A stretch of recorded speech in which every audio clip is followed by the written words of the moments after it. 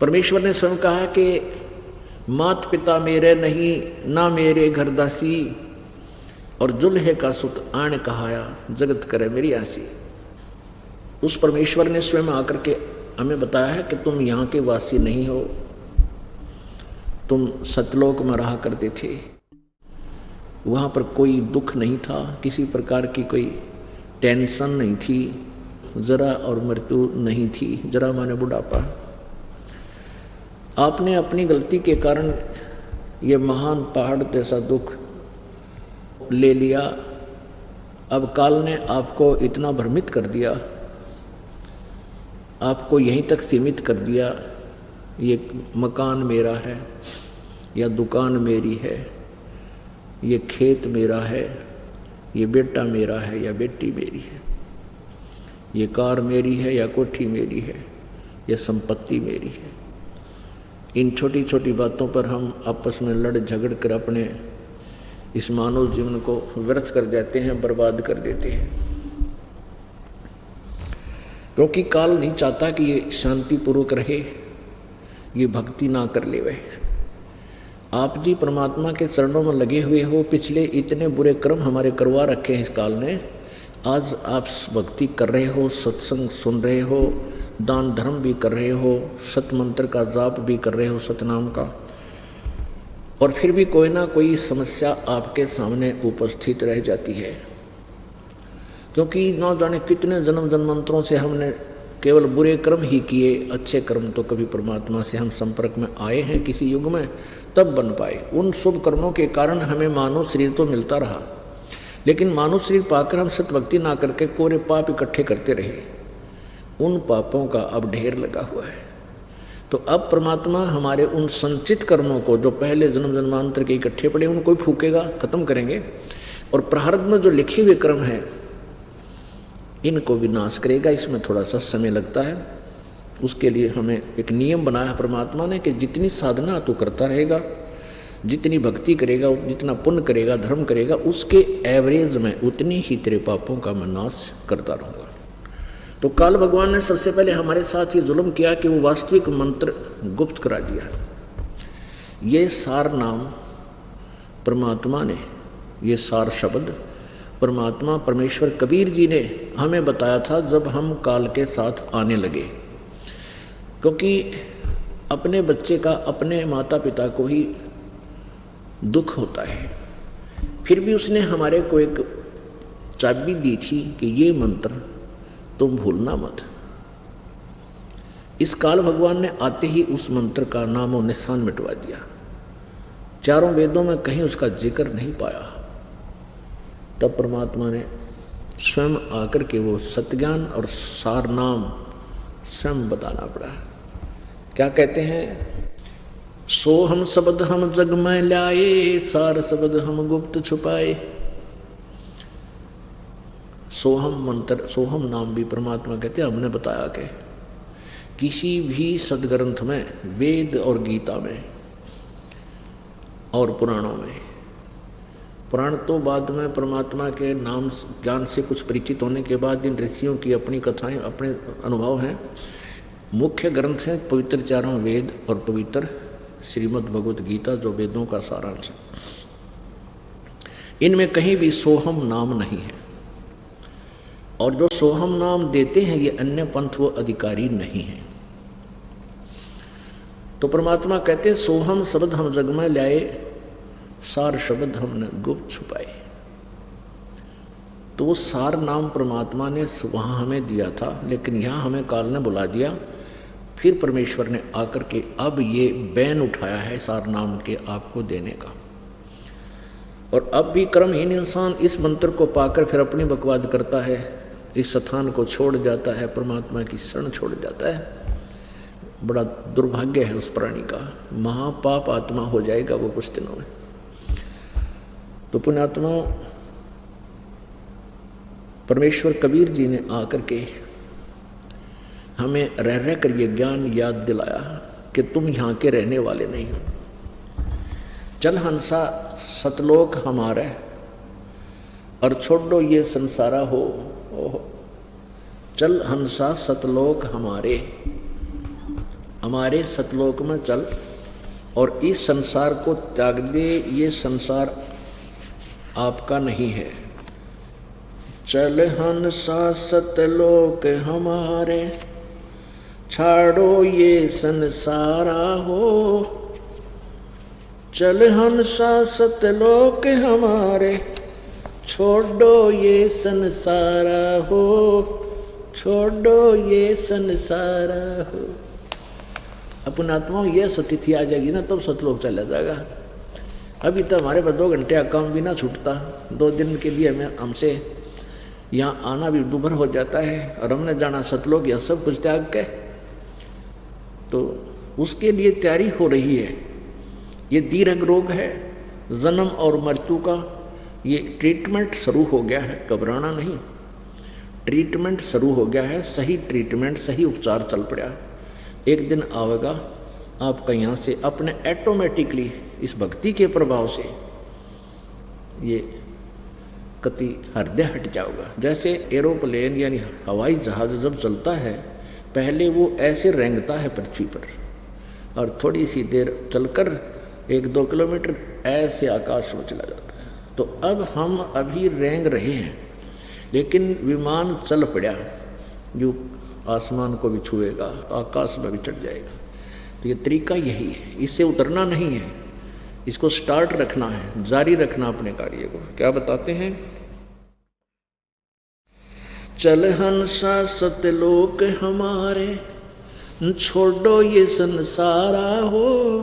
चल हंसा सतलोक हमारे, छोड़ो ये संसारा हो, छोड़ो ये संसारा हो।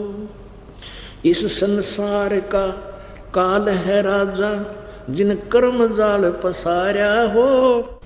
इस संसार का काल है राजा, जिन कर्म जाल पसारा हो। 14 खंड जाके मुख में बसत हैं, ये सबका करत आहारा हो, सबका करत आहारा हो। चल हंसा सत लोक हमारे, छोड़ो ये संसारा हो। चल हंसा सत लोक हमारे, छोड़ो ये संसारा हो, छोड़ो ये संसारा हो। भाई जार बार कोयला कर डारे, यो फिर दे अवतारा हो।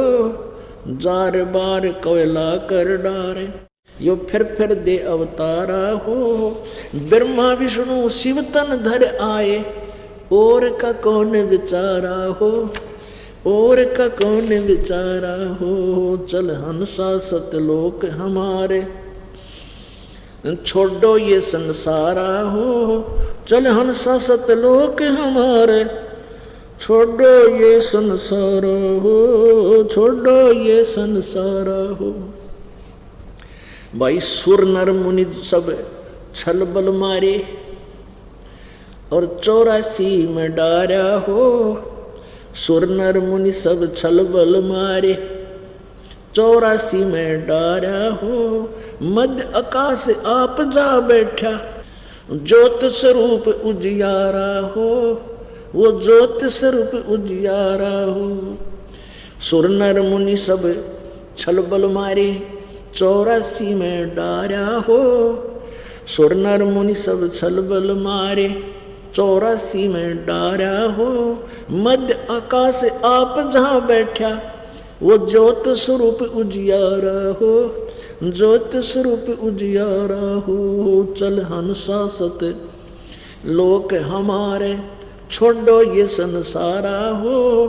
चल हंसा सत लोक हमारे, छोड़ो ये संसार हो, छोड़ो ये संसार हो। भाई हुआ के पार एक और नगर है, जहाँ बरसे अमृत धारा हो। वहाँ के पार एक और नगर है, जहाँ बरसे अमृत धारा हो। श्वेत स्वरूप फूल जहाँ फूले, अंसा करत विहारा हो, अंसा करत विहारा हो। चल अंसा उस सतलोक हमारे, छोड़ो ये संसारा हो।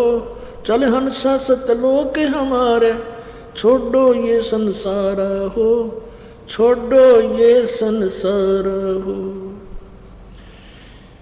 भाई कोटि चंद्र सूर छप जा, कोटि चंद्र सूर्य छप जा, जाके एक रूम चमकारा हो। कोटि चंद्र सूर्य छुप जा, जाके एक रूम चमकारा हो। कहे कबीर सुनो धर्मदासा, वो लखो पुरुष दरबारा हो, वो देखो पुरुष दरबारा हो। चल हंसा सतलोक हमारे, छाड़ो ये संसारा हो।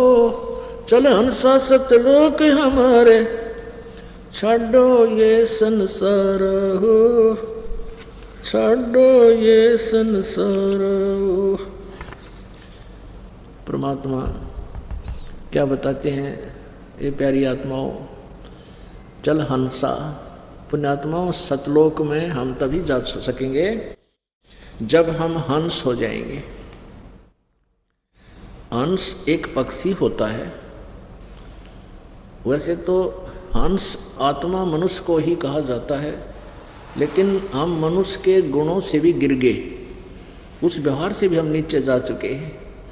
हंस किसे कहते हैं? अब हंस का प्रमाण देकर के हम अपने इस आत्मा रूपी यानी अच्छी आत्मा रूपी हंस को तुलना करेंगे। हंस एक पक्षी होता है, बुगले जैसा उसका शरीर होता है, सेम टू सेम इतना ही आकार होता है लगभग। और वो हंस क्या करता है, किसी समुद्र या तालाब के किनारे, झील के किनारे होता रहता है, तो वहाँ वो मोती खाता है। मोती खाता है वो और कोई जीव जंतु नहीं खाता। और उसमें एक गुण दिया परमात्मा ने, जैसे एक गिलास दूध में एक गिलास पानी डालकर उसके सामने रख दो, वो दूध को पी लेगा, पानी को ऐसे एज इट इज छोड़ देगा। उसको ऐसा गुण दिया है प्रभु ने। तो यहाँ परमात्मा कहते हैं जो भक्त हैं, जो मानव शरीरधारी प्राणी हैं, जब वो हंस हो जाएंगे तभी सतलोक चलने योग्य होंगे। हंस का अर्थ है दूध और पानी छान लेंगे, यानी सत्य और असत्य भक्ति को पहचान लेंगे और अपने हानि लाभ को जानने लग जाएंगे, तब आप हंस होगे। और आप बीड़ी, शराब, मांस, तम्बाकू, चोरी, ठगी, जारी, बकवाद, डाके इनको त्याग दोगे। यह हंस व्यक्ति में ये नहीं हो सकती। कहते हैं ठीक है, अनजानपने में आपसे किसी से भी कोई भी बुराई हो सकती है, ऐसा गंदा लोक है ये। और जब ज्ञान होता है वो पुण्यात्मा तुरंत त्याग देते हैं, एक पल भी नहीं लाते हैं। एक बलख बुखारे का बादशाह था, इराक के अंदर एक बलख शहर है, बहुत धनी था, बड़ा ठाठ बाट थे, 16,000 रानियाँ थी, 10 और 18 करोड़ घोड़े थे। जब ज्ञान हुआ ना, तुरंत त्याग गया। कहते हैं 18 लाख तुरा जिन छोड़ी, पद्मनी 16 संस, एक पलक में त्याग गए 100 सतगुरु के हंस। 18 लाख तुरा माने घोड़े, 18 लाख तुरा जिन छोड़ी और पद्मनी 16 सहंस, एक पलक में त्याग गए 100 सतगुरु के हंस। इसके साथ पिछले संस्कार संयोग भी बहुत साथ देते हैं।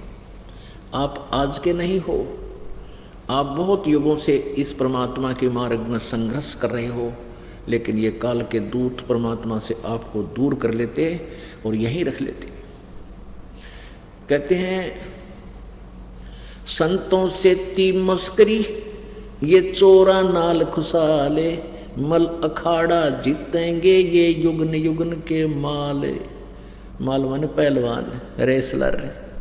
आप युगों युगों के पहलवान हो, युगों युगों की इस भक्ति मार्ग के में एक्सरसाइज करते हुए आ रहे हो, और आप ही पार होगे, आप ही जीतोगे इस मल अखाड़े को।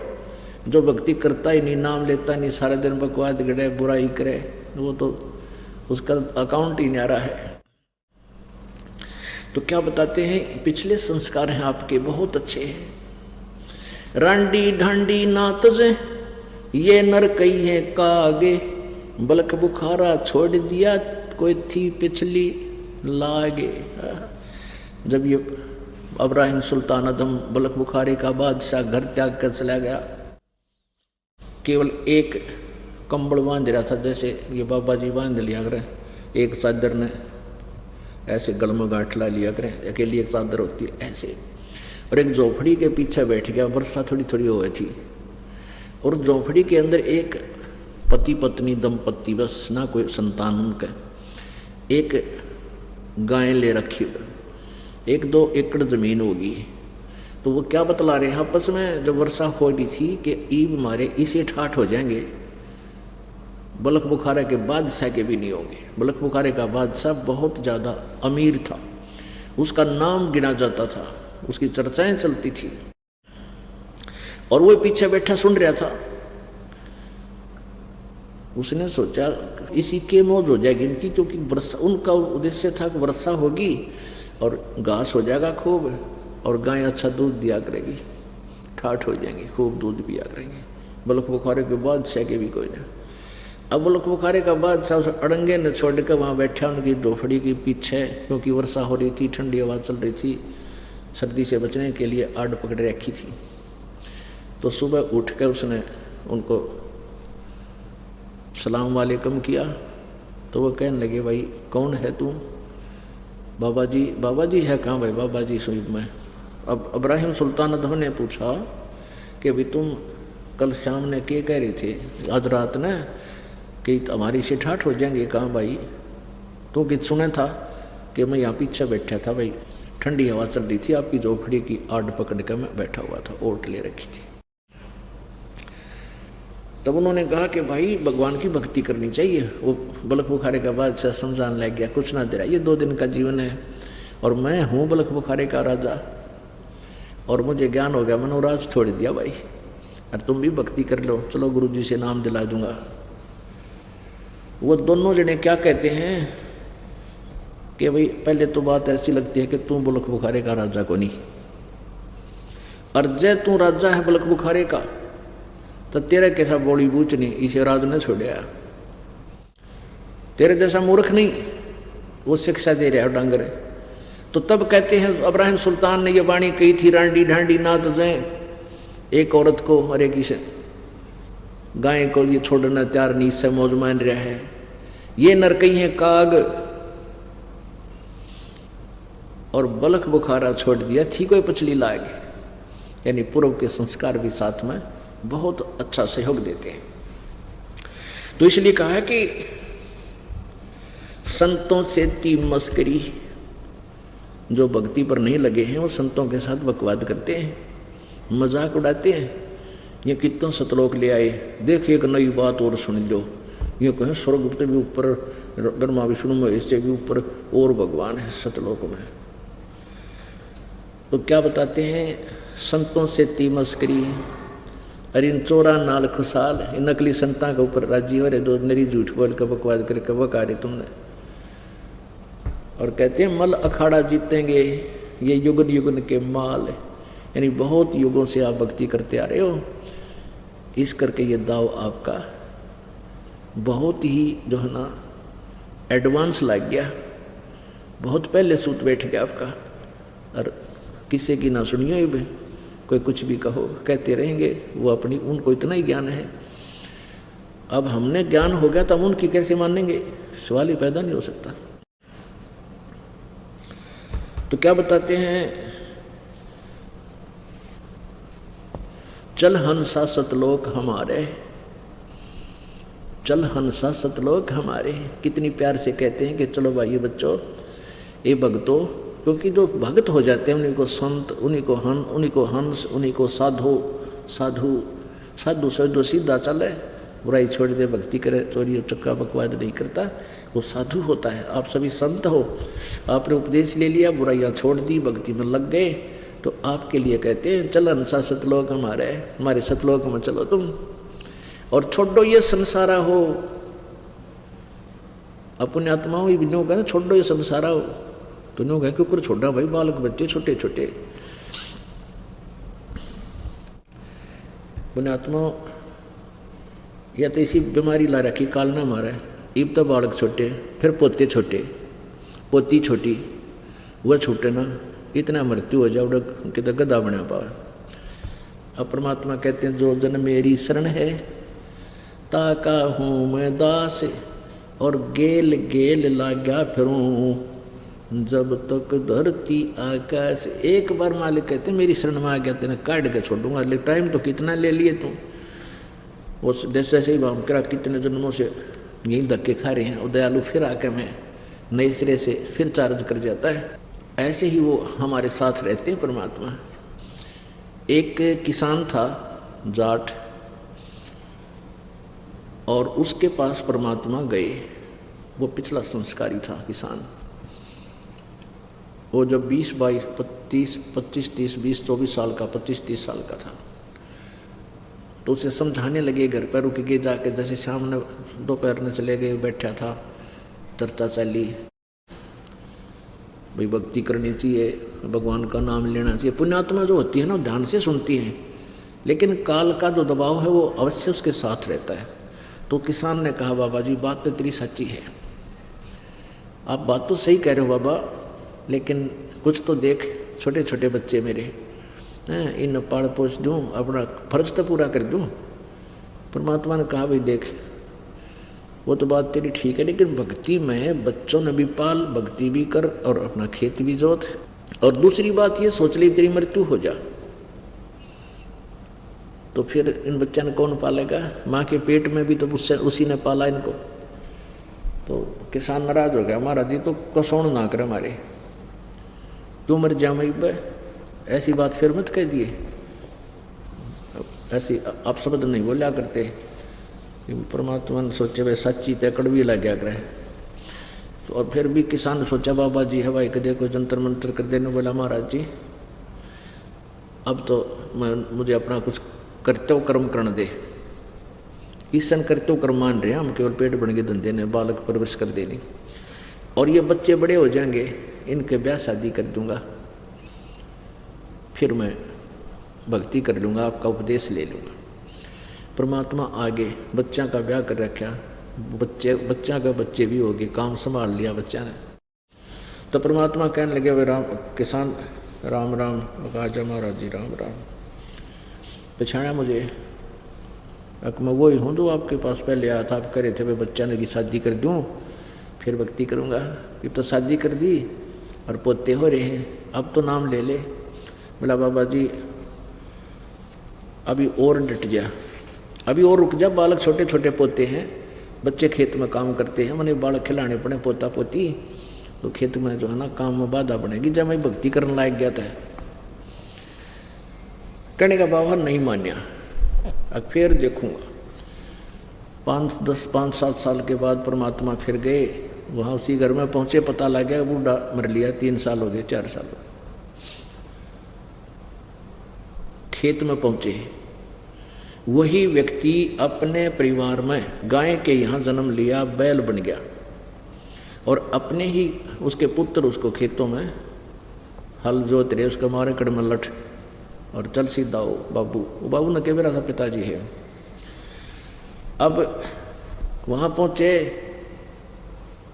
उस हल रुकवा लिया, वो बच्चे भी जान गए, 1-2 बार आए थे, बाबा जी कहा जाओ, महाराज जी कहा गया भाई। उस रुकवा के उस बैल के कान में कोई मंत्र बोला, ये कोई बात करी। परमात्मा ने कहा कर भगत के कौन था, क्या कह रहा था, क्या कहा करता मैं तेरे तय, भक्ति कर ले, देख के सांगले कर रहा तेरा कितना दुख पा रहा तुम, और किस कभी समय पर आहार नहीं है, नाक में नाथ गलवा ली और बैल बन गया तुम। अब भी मान जाए तेरा शरीर छुटवा दूंगा बैल का, तू मर जाएगा भी, और तुझे मनुष्य जन्म दिला दूंगा, दे दूंगा मैं। तो बैल क्या कहता है, बाबा जी तेरा दिमाग खराब हो रहा है, जब मैं इब मर गया इन बच्चों का काम कौन करेगा? को ऐसा ही बैल आओगा जो नकली सा, और थोड़ा काम करेगा, मेरे बच्चा के टोटा हो जाएगा, तो अपना काम कर, नहीं करने दे, काम कार्य करने दे। परमात्मा ने सोचे तो बहुत निकम आदमी भाई, फंस गया कसुता। अब परमेश्वर कबीर जी चले गए, 2-4 वर्ष के बाद वो बैल की मृत्यु होगी, वो सर्प बन गया, और सर्प की एक आदत होती है, उसमें एक ऐसी सेंस देता है भगवान कि जिस घर में जहाँ उसने कभी धन दाब रखा हो, अब कई बार बूढ़े मर जाते हैं, 100-200 रुपये चांदी के दबा देते थे जमीन में, वो याद रहे तेरी बच्चों को बताना, उनकी टिकट कट जाती, फिर वो सर्प बन के वहाँ घूमया करते, वो धन मेरा यहाँ दब रहा है, उड़ा बैठ जा आके, फिर घर के तोड़ दे उसकी, तो सांप ने कौन टेकन दे घर में। तो वो बूढ़ा सांप, वो बैल की शरीर छोड़कर सर्प बन गया, सर्प बन के वो आसपास की तरह जन्म हो गया। फिर पहुंचा घर में, अपने जिस हवेलियों को वो बनाकर अपने हाथों से निर्माण करके मरा था, उसके बीच में पहुंचा साल में, तो वहाँ धन जहाँ उसने थोड़ा 100-200 रुपये दाब रखा था, वहाँ बैठा गिंडली मिंडली मार के। उनकी पुत्र बधुओं ने देख लिया, उन्हें शोर मचा दिया, वो बेटे आए, उस सर्प का लागे लठ मारन, वो एक मोरी में के निकल गया, निकलते निकलते के 1-2 लठ लाग गया, और वो बाहर निकल के झाड़ बोझड़ों में फंस जाकर बैठ गया, पड़ गया, और वहाँ पड़ा सुस्क है कि लठ लाग गया, साकड़ी टूट रही। अब परमात्मा वहाँ गए, कहने लगे भगत ये बता के सलाह तेरी। ने बोला महाराज जी आपकी शरण में ले लो मेरी, अब छुटवा दो मेरा शरीर, आपका बहुत भला होगा। कोई नहीं किसी का। ने बोला अरे मान्या था पर सांकड़ी तोड़वा का मान्या तुम, और जब तू पहले मान जाता मैं तेरे कद कहने लगा था कोई किसी का कोई ना, आज तेरे समझ में आई कोई नहीं किसी का, तेरा लठ लाग लिया कड़ में, टूट लिया 3 जगह तक। तो पुण्यात्मा में सांकड़ी तोड़वा तो पहले आ जाता, घना अच्छा भगवान आत्मा होता है। तो ऐसे हमारा आज मृत्यु की परमात्मा कहे हैं कि तुम छोड़ दो ये संसार, कोई ना मन मन। लेकिन कुछ दिन में ऐसा आएगा कि परमात्मा देखो पुण्यात्मा, जैसे आपको कैसे वहाँ जाना अच्छा लगेगा। एक तो ये पक्का समझ लो कि आपकी मृत्यु होगी, हम सबकी मृत्यु होगी, यूँ शरीर छूटेगा, इसमें तो दो राय को नहीं। और इसका ये भी नहीं पता कब छूट जा, इसका ये भी कोई जरूरी नहीं है कि हम 100 वर्ष तक जीवेंगे या 80-90 वर्ष तक जीवित रहेंगे ही रहेंगे। नो, ये भी अप्रोक्सीमेशन है, आइडिया सा लगा रखे हैं। अब मृत्यु तो होनी ही होनी है। जब तक भगवान ने श्वास दिया इतना भक्ति करे, आज से जिसा छुट्टे दान करे, चालन की तैयारी, सतलोक में आस्था रखे। ठीक है, कभी भी मृत्यु हो, ये तो होगी एक दिन। और परमात्मा कहते हैं कबीर मैं तो जब डरूं, कबीर मैं तो जब डरूं, मेरे ही संग होवे, मौत बुढ़ापा आपदा सबका हुकुम होवे। तो कबीर जी कहते हैं, परमात्मा हमें उदाहरण देते हैं कि दुख तजब माना ना मेरी गेल या न्यारी बिजली गिरती हो। कहते हैं मौत और बुढ़ापा और ये आपदाएं, कहते सब काम हैं, किसी के 2 दिन पीछे, किसी के 2 दिन पहले। तो ये मृत्यु तो सबकी होगी ही होगी, यहाँ से जाना ही पड़ेगा। तो जाना ही है तो फिर कहाँ चलेंगे? सतलोक चलेंगे। परमात्मा कहते हैं जा मरने से जग डरे, मेरे मन आनंद, यानी ऐसे बनो कब मरूं कद पाव हूं वो पूर्ण परमानंद। जिस मरने से जग डरे मेरा मन आनंद, और कद मरूं कद पाऊं वो पूर्ण परमानंद, यानी पूर्ण मोक्ष, वो परम आनंद। तो यहाँ से एक दिन आपका शरीर जागा ही जाएगा। तो फिर ये क्यों ना सोचने कि फिर दोबारा जो आस्था यहाँ किसी बालक में, किसी कार कोठी बेटा बेटी में, या अन्य किसी संपत्ति या मित्र में रहेगी, तो फिर जन्म हो जाएगा। और फिर यही प्रोसीजर शुरू, असंग जन्म हो गया, हमने धक्के खाते हैं, तो क्यों ना अपने उस सतलोक में चले। पुण्यात्मा, एक ऐसी स्थिति आओगे, आप इतने परिचित हो जाओगे उस सतलोक से, आपका यहाँ से जाते समय कति दुख नहीं होगा आपको। ये तो एक कवर छोड़ना है ऊपर, जैसे सांप कांचड़ी छोड़ जाया कर। ये शरीर तो ऐसा है, अंदर इसका ओरिजिनल और बहुत ही अच्छा शरीर है। तो जैसे हमने ये पुराना आश्रम था, वो बुरा नहीं था, हम वहाँ रहा करते थे, वहाँ से हमने भक्ति करी, ज्ञान दिया, भक्तों के पास प्रचार किया था। हमारे घने बच्चे हो गए, बंदी छोड़ गए। तो ये परमात्मा की दया से ये बड़ा आश्रम बन गया, उससे ज़्यादा सुविधाएं हमारे पास होगी तो हम उसको आप पे छोड़े यहाँ आगे। अब वहाँ जानना आप पे जी ना करता, कतीनों नहीं आगे इसने के ऊपर छोड़ देंगे, क्योंकि इससे बहुत बड़ा कई गुना बड़ा और कितना सुंदर आश्रम में मिल गया। तो ऐसे ही जब हम यहाँ से चलेंगे, कुछ दिन पहले आपको ऐसा आभास होगा कि वो सतलोक आपकी दृष्टि में रह कर चमके मारेगा, कभी कभी, सदा नहीं। और आपको वो जहाँ आपका रेजिडेंस आप छोड़ कर आए हुए हो वो इतना सुंदर और इतना विशाल है कि यहाँ की आधी पृथ्वी हो, इतने वहाँ पर सुंदर, इतना हर तरह के हीरे पन्ने जवाहरात वहाँ पर जड़े हुए, जहाँ जैसे आज ये लगाते हैं ना चिप्स जगह जगह, ऐसे तो वहाँ हीरे पन्ने जवाहरात जड़े हुए आपके मकानों में जहाँ तुम छोड़ के आए हो। तो जब आपको ये दिखेगी यहाँ तो मृत्यु होगी होगी, और वो जैसे ही हमने तुरंत दिखाई दे था अपने आप छोड़ के आएगी, उसने छोड़ा याद भी ना आता। और बुरा नहीं, क्योंकि वहाँ भी हमने अपना काम चलाया, वहाँ वहीं से हम इस प्रोग्रेस को प्राप्त कर पाए।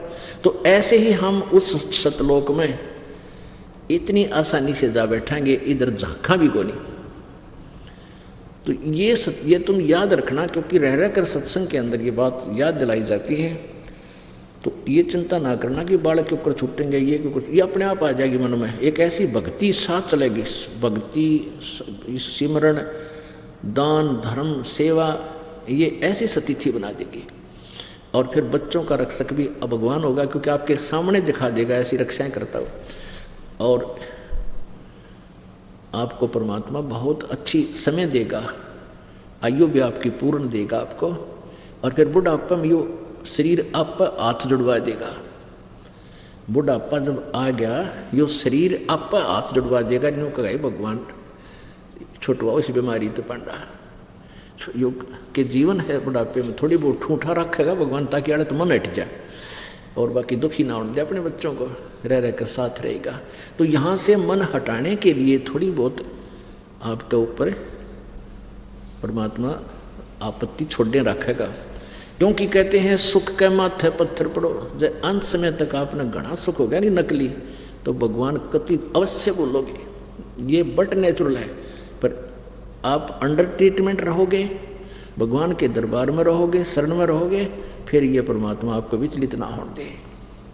सुख के माथे पत्थर पड़ो, नाम हृदय से जावे, बलिहारी उस दुख के जो पल पल नाम रटावे। परमात्मा कहते हैं इसे सुख आग लगे, जो भगवान कितने भूल पड़े, आग लगे इसे रात और पाठ कर, चाहे ठाठ बाट कर, जिसे भगवान की भूल पड़े। और बलिहारी उस दुख के जो पल पल नाम रटावे। हे परमात्मा ऐसा सुख भी ना देना जो तेरे से दूर हो जाऊं, और परमात्मा इतना दुख भी दिए रखना तेरी याद बनी रहे।